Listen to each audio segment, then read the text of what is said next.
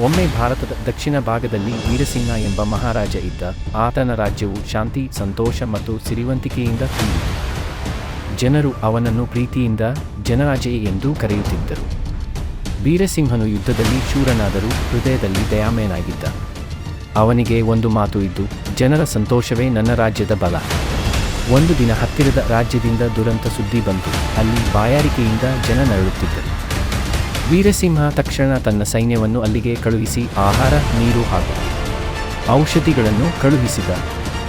ಜನರು ಕಣ್ಣೀರು ಹಾಕಿ ಕೃತಜ್ಞತೆ ಹೇಳಿದರು. ಆ ಕ್ಷಣದಲ್ಲಿ ಅವನು ಅರಿತ, ನಿಜವಾದ ಜಯವು ಕತ್ತಿಯಲ್ಲ, ದಯೆಯಲ್ಲಿದೆ. ವರ್ಷಗಳು ಕಳೆದವು. ವೀರಸಿಂಹನು ವೃದ್ಧನಾದರೂ ಜನರ ಹೃದಯದಲ್ಲಿ ದೇವರಂತೆ ಉಳಿದ. ಅವನ ಕತೆ ಇಂದಿಗೂ ಕೇಳಿಸಿಕೊಳ್ಳುತ್ತದೆ. ಧೈರ್ಯ, ನ್ಯಾಯ, ಇವುಗಳೇ ರಾಜನ ನಿಜವಾದ ಅಲಂಕಾರ.